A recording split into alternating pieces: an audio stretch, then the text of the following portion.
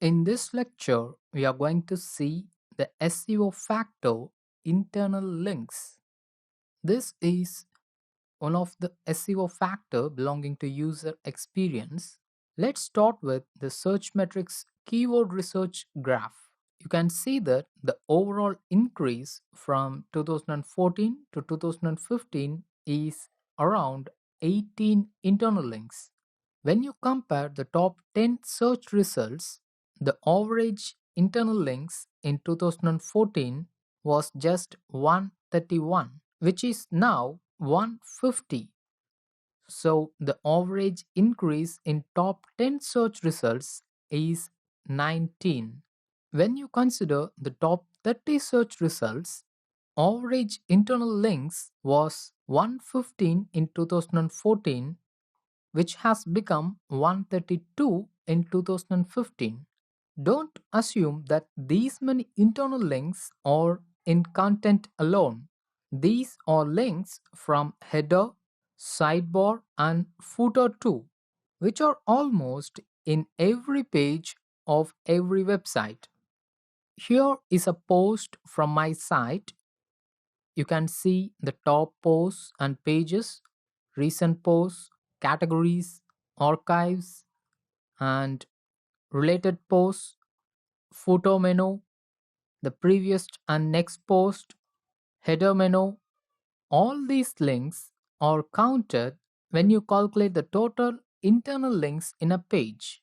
So the total links in my post may come around 50 to 60, which is sort of 90 links compared to top 10 search results. So how can you increase these internal links site-wide? You can add top or recent comments, popular posts, etc. But don't set this 150 or 132 as some benchmark or like that. If you want an exact number that you should add in your post or content, then add one highly relevant internal link for every 100th word. Do this only if it's relevant. Also, if possible, add some teaser in between the content and link to your old articles.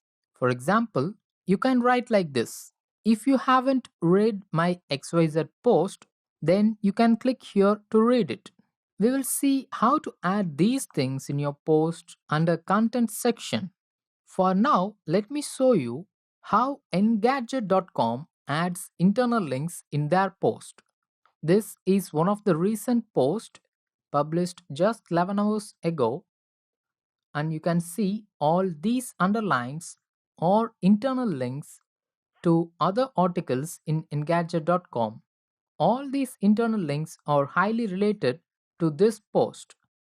Also, they have added some external links too. This is one of the live examples of how to deal with internal links. You need to ensure only one thing, that is, the user browses 2 plus pages after clicking on the search result. If not 2 plus pages, make sure that he clicks at least one other page on your site. This should be done to reduce the bounce rate of that search result, because this user signal will be sent to Google about the user's experience on your site. Remember one thing: lower the bounce rate, higher will be your search engine ranking.